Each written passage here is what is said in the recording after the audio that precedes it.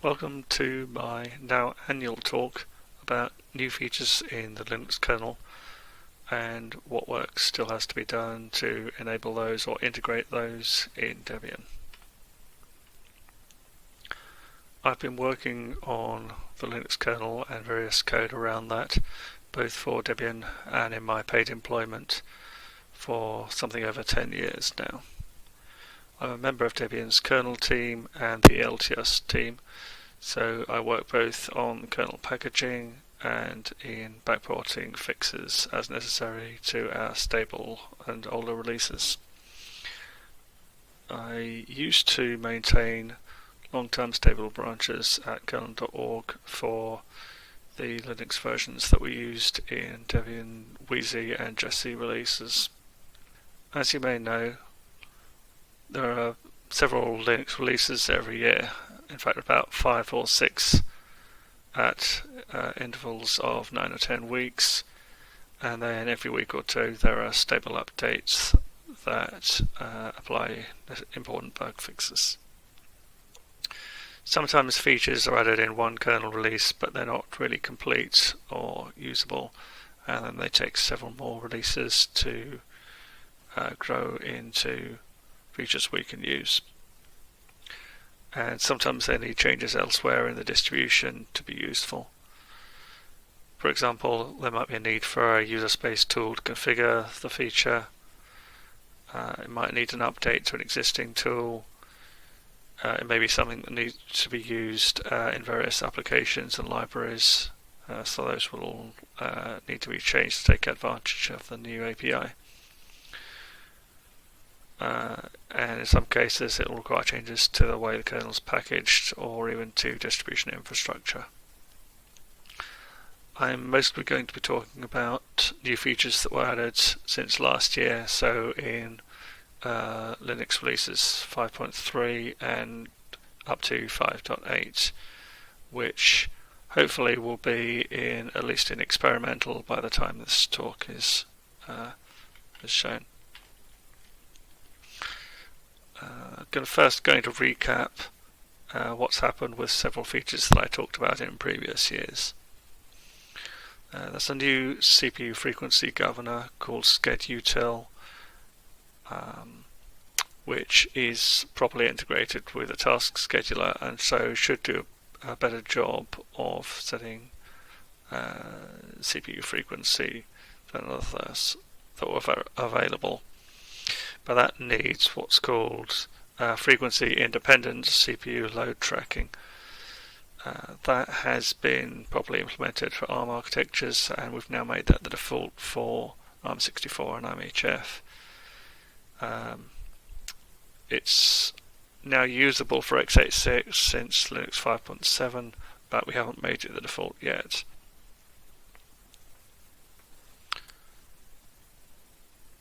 The newest large, very high capacity hard drives use what's called shingled magnetic recording, which means that you can't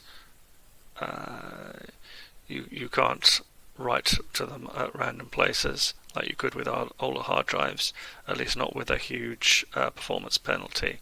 So to take advantage of those, you might want to use DM zoned, but the user space needed to configure that DM zoned tools is still not in Debian and still waiting for a sponsor. So if you're interested in support for those very large hard drives, please have a look at that.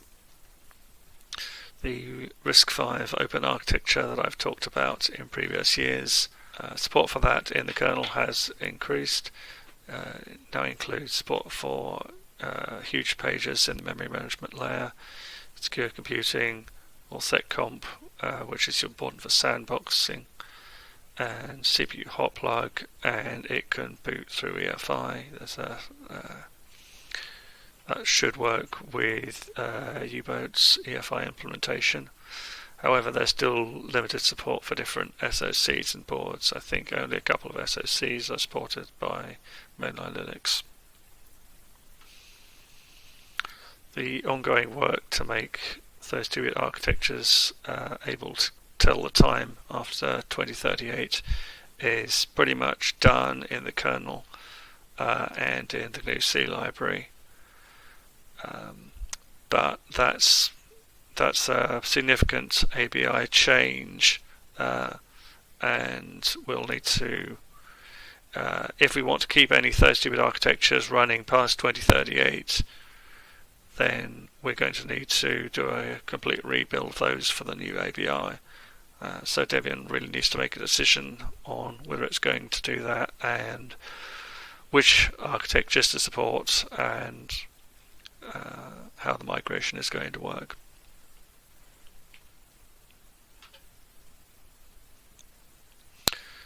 So asynchronous I/O is a useful mechanism for improving the performance of programs that do a lot of I/O.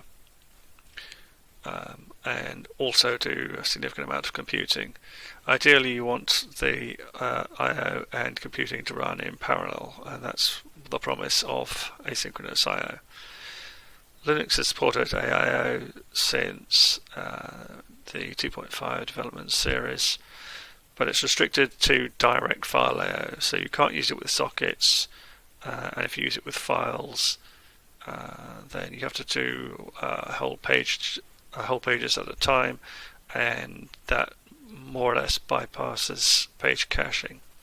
So it's only really useful and only used by database managers that manage their own cache, and in fact I think very few of the free database managers do this, but it's mostly Oracle, in fact.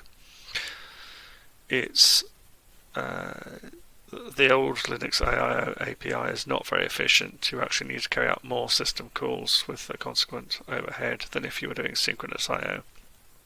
Only a small set of file operations are supported, and it's not even fully asynchronous. Sometimes the I/O submit system call, which starts an asynchronous operation, will block. There is a POSIX standard for AIO, and that's implemented in the GNU C library because it doesn't really match what the kernel does.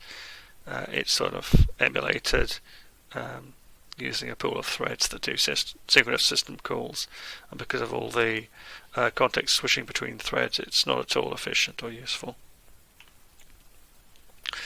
So the new feature introduced in 5.1 is called IO_Uring. This is something I could have actually covered last year, but I didn't realize at the time how useful or important this was going to be.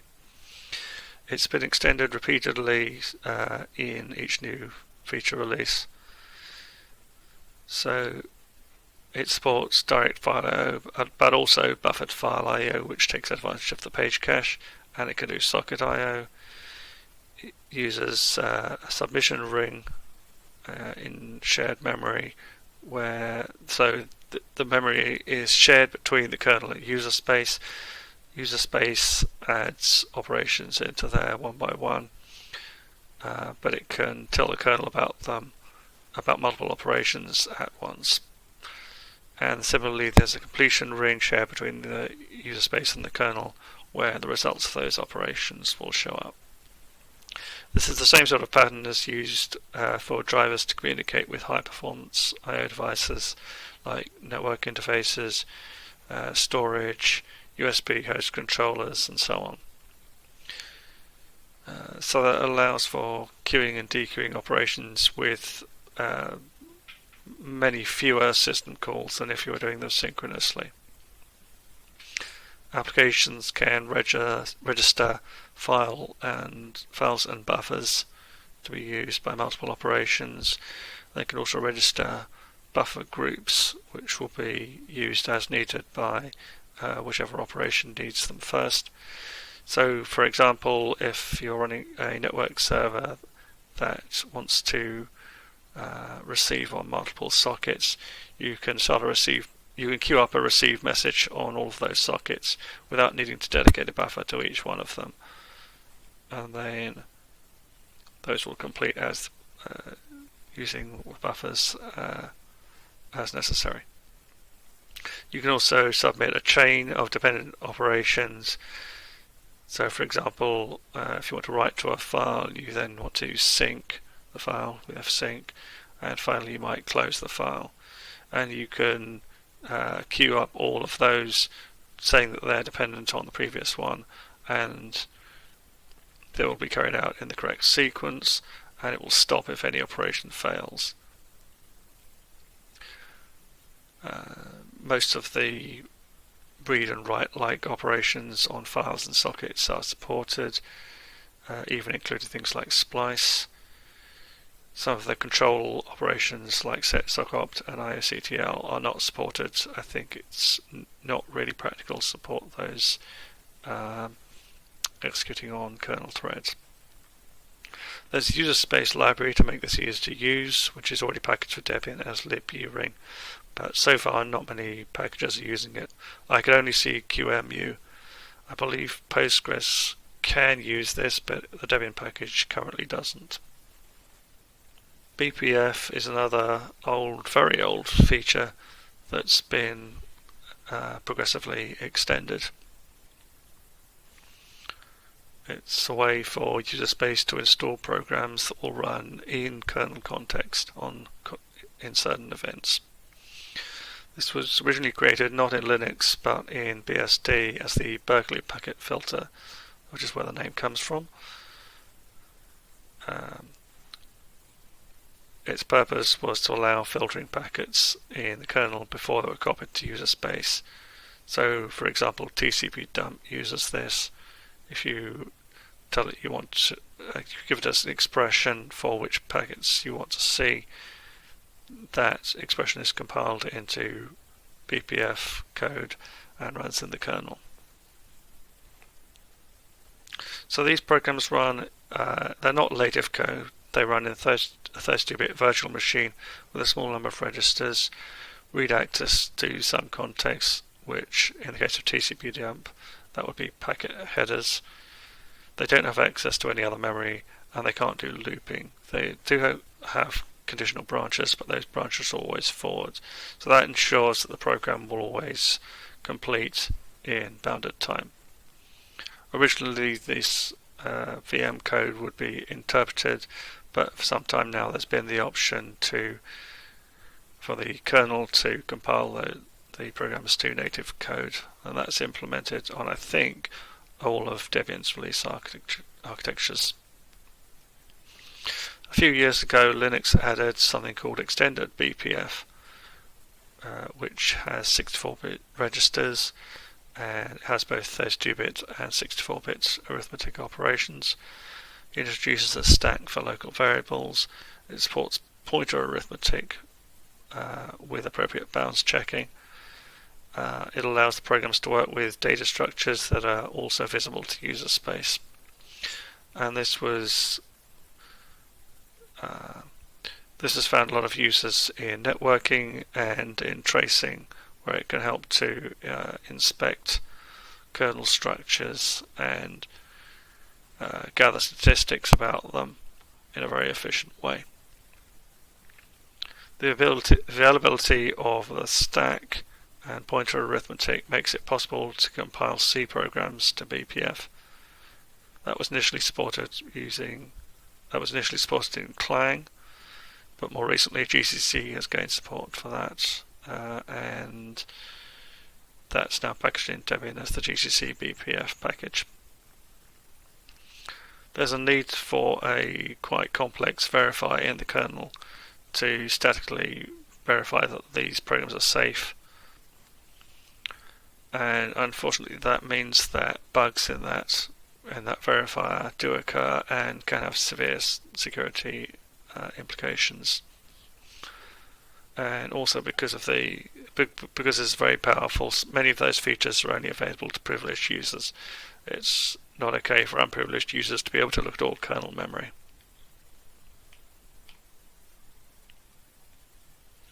So recent changes to BPF, or at least changes in the last year, include it's now possible to have loops in programs as long as it's possible to verify statically that those will only run at most a constant number of times. It's possible to install programs that will filter get sock-opt and set sock-opt calls. These are presumably useful in container managers to restrict certain options that could allow containers to use excessive resources. There's a hook that can be installed that allows installing a program on each socket to monitor the TCP round trip time. Really important innovation was the addition of BPF type format, or BTF. It's a quite compact set of debug information that describes kernel structures and types, and that makes it possible to compile a BPF program that will be runnable on multiple kernel versions. Before this, the BPF program that inspects kernel structures would need to install the kernel headers, and it would only work on a particular version of the kernel that it was built for. There's also support for what are called dynamic program extensions, where the program isn't directly called by the kernel, but it provides functions that can be called from other BPF programs. So it's roughly like shared libraries in user space. The kernel has for a long time supported TCP congestion control modules, which allow you to change the behavior of TCP, but those had to be implemented as kernel modules. It's now possible to implement them as BPF programs. BPF programs could run in hard interrupt contexts, which would substantially increase the latency of interrupt handling and preemption, which was a problem for the real-time patch set, or preempt RT. However, that's now been fixed, so it should be safe to use this on real-time kernels. Linux security modules set security policies for the whole system. The most well-known of these are SE Linux and AppR. There's now a BPF Linux security module that allows you to set the security policy entirely in BPF. Now, at the moment, there are lots of useful BPF programs for tracing in the BPF CC tools package, but as far as I could see, all the other types of useful BPF program are not yet packaged in Debian. There's ongoing work in the kernel to mitigate certain types of security flaws, and also to enable user space to be more secure. One of those is the option in the heap allocator to clear memory when it's allocated and after it's freed. Those are actually two separate options. Clearing memory when it's freed makes it much harder for an attacker to take advantage of a use after free bug, because whatever uses the memory after it's freed will always see a 0 there rather than an attacker controlled value. Unfortunately, that has quite a high performance cost. Clearing on allocation is apparently much cheaper in terms of performance and will enable that by default. That means that if the kernel accidentally uses an uninitialized value, it will always see 0 now, rather than potentially seeing an attacker-controlled value. Now, on most Debian release architectures, the kernel now ensures that its own memory is either writable or executable, but never both at the same time. And that means if an attacker finds a bug that allows them to write arbitrary memory in the kernel, they still can't write their own code there. So they have to resort to techniques like return-oriented programming. That means they will overwrite function return addresses on the stack to point to sections of kernel code that can be used to do whatever it is they want to do. Some of those useful functions that attackers used to use were those for updating the CR0 and CR4 control registers on x86 processors. By writing to arbitrary values to those, it was possible to disable various protections like supervisor mode execution protection that would then make it a lot easier for the an attacker to start running arbitrary code in the kernel. So those functions have been changed. They will never clear those security critical bits.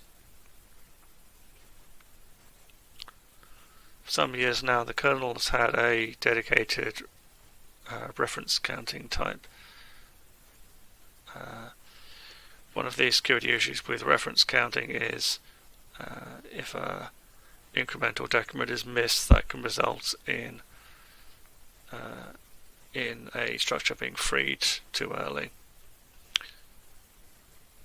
The ref count T originally had optional checking for over or underflow. That was considered too slow to be enabled by default on all architectures, although I think x86 had efficient checking and it was enabled by default. Now that fairly efficient checking is implemented for all architectures and it's enabled by default. Now, a feature that's useful for user space to improve its security is OpenAT2 is the latest variant of the Open System Call, and it adds some flags that allow you to restrict the way the given file name is looked up. Various types of servers have to work with untrusted file systems, for example container managers look inside the container, file servers and web servers that look at directories owned by untrusted users. So there are flags that allow you to disable any resolution of symlinks or of the magic symlinks that are present in the proc file system. You can disable crossing mount points, so you will only find the file successfully if it's on the same mount. You can disable looking above the starting directory, and you can also tell the kernel to treat the starting directory as root, so it's as if you did a chroot for just the single open, and that doesn't require any special privilege to do that.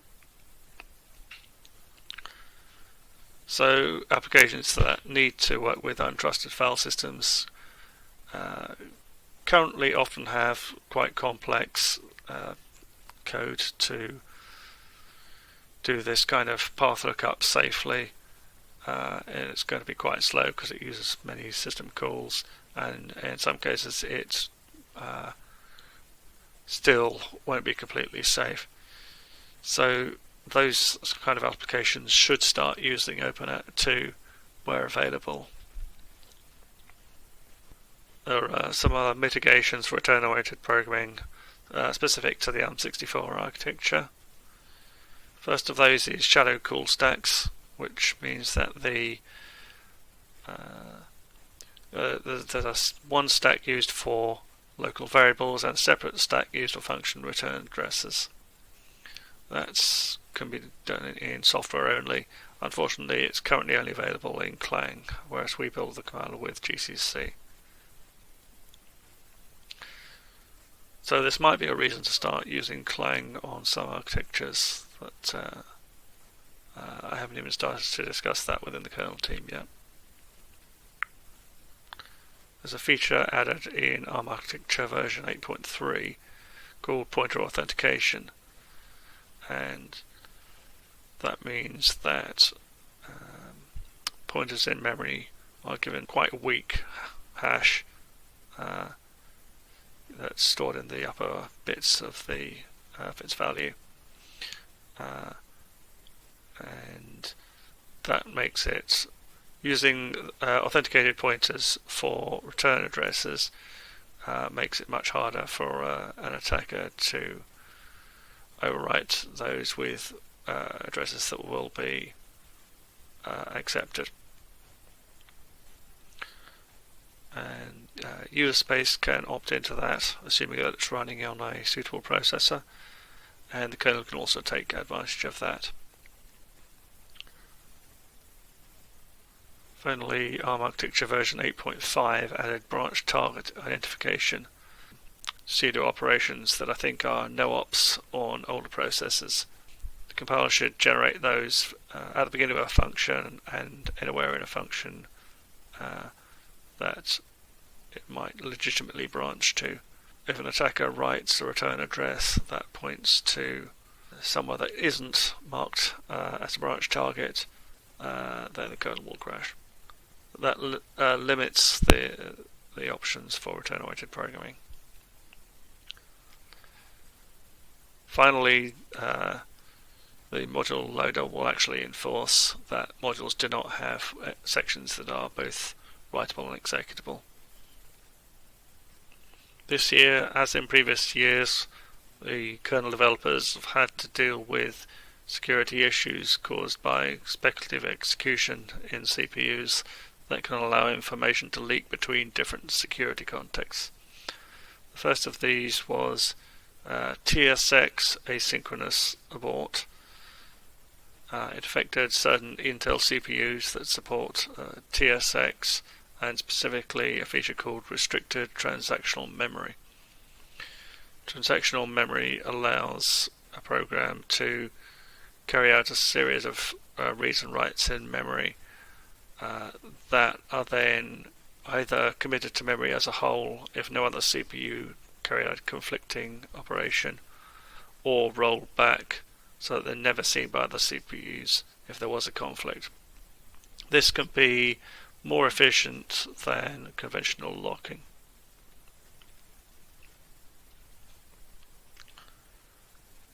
Unfortunately, after a conflict is detected, that doesn't always cause the transaction to be aborted straight away, but instead it can continue executing speculatively afterwards. And that resulted in similar opportunities for leaking as with the MDS vulnerabilities that were disclosed earlier. For CPUs that were vulnerable to both MDS and DAA, the existing mitigation covered this. For newer CPUs that were only vulnerable to this DAA vulnerability, Intel issued a microcode update that allowed disabling TSX, and Linux now does that by default if it's possible to do so. The second vulnerability was also specific to Intel CPUs. That was special register buffer data sampling. These CPUs have a hardware random number generator, but that's shared between multiple CPU cores. So it uses special registers as a buffer between this shared block and the CPU cores.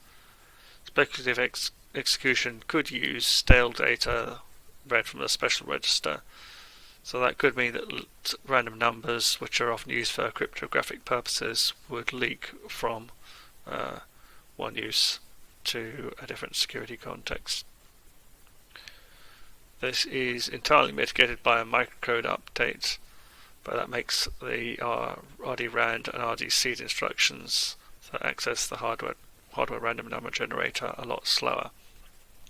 So the kernel was changed to make much less use of the RDRAND instruction, and also to add an option to disable this mitigation in case it's not needed. Finally, there have been various packaging changes over the last year. We used to carry the lockdown patch set and its predecessor secure level. That has now gone upstream, although in a slightly different form. We we still have to carry a few patches. For example, the upstream kernel doesn't automatically engage lockdown when secure boot is enabled. We do, because that's a requirement for getting Microsoft signing. We used to carry a patch that allowed you to disable lockdown by pressing a SSRQ key combination. Unfortunately, it turned out that it's possible for programs to synthesize that. For example, by using USB IP to add a virtual USB keyboard. It should only be possible to disable secure boot if you're physically present, so a programmatic way to do that is a security flaw. The original lockdown patch set disabled features that would allow reading arbitrary kernel memory, which disabled tracing, for example. There's more recently been a consensus between distributions that's not required. We only need to disable writing arbitrary kernel memory. So by default, when secure boot is enabled, we set lockdown to the integrity level that disables, for example, loading unsigned modules, but does allow tracing.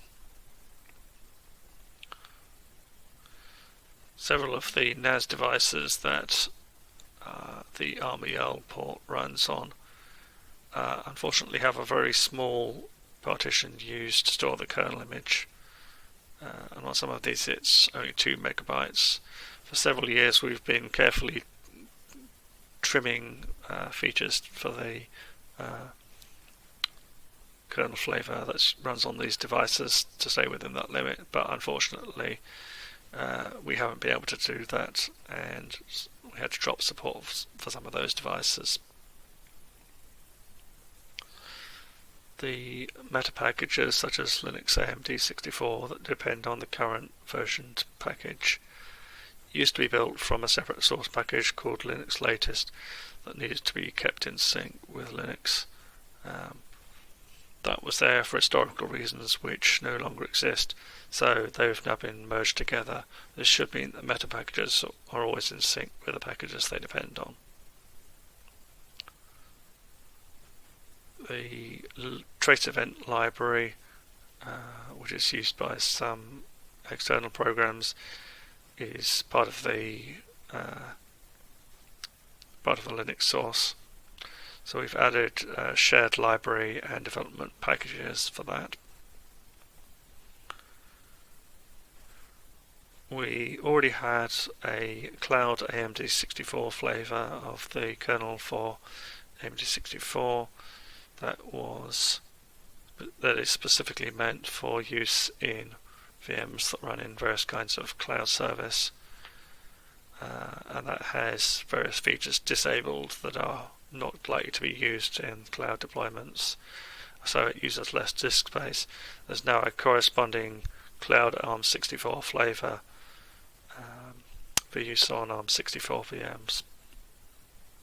The libbpf packages that used to be built from the kernel source have now been moved out to their own source package.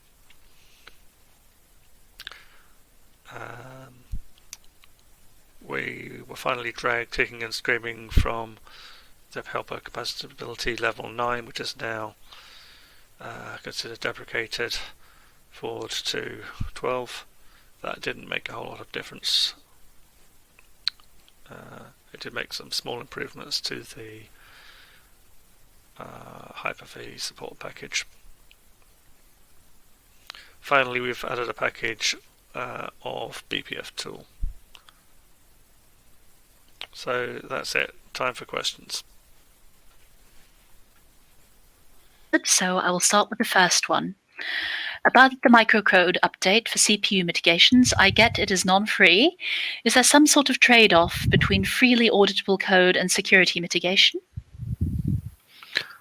I don't think there is such a trade-off. There used to be this idea that free software was not insecure.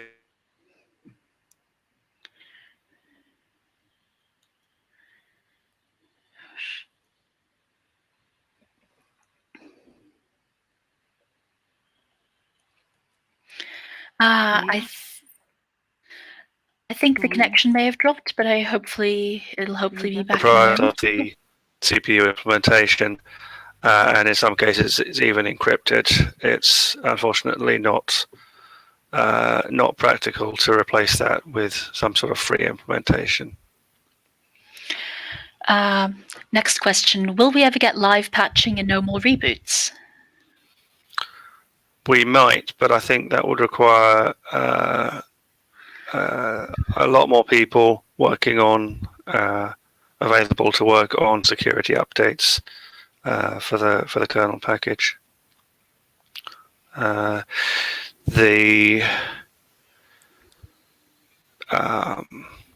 We'd effectively be doing 2 versions of every security update, and at the moment we already have to do sometimes up to 4 or 5 different package updates. Right, next question. There's a new config option that allows the kernel to have the headers in memory, config_ik headers. Is this already enabled in the latest kernel packages? If not, will you consider adding it?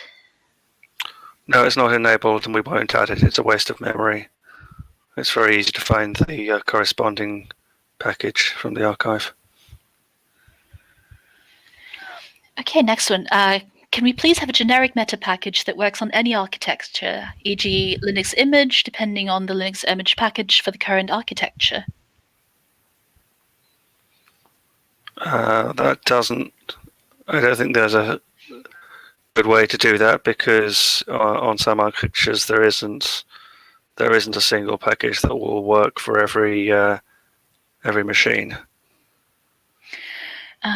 Next, is there a way to get Marvell NAS support back? Well, some of the Marvell NAS devices are still supported.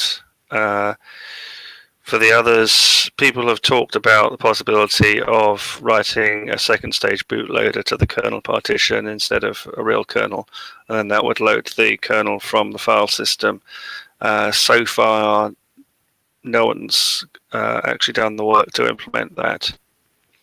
But if that was done, then presumably we could have that integrated into Flash kernel.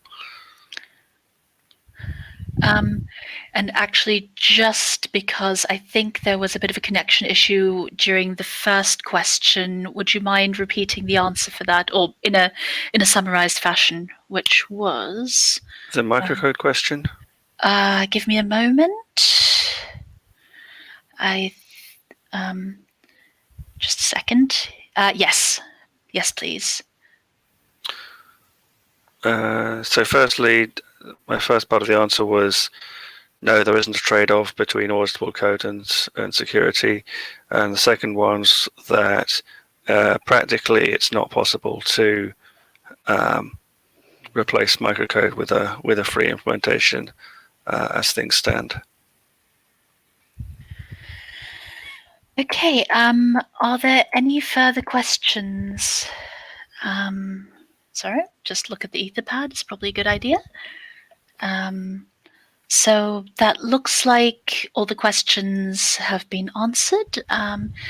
Thank you all very much for attending, and please do also attend the other talks. The next one is on Perl with Clément Herman.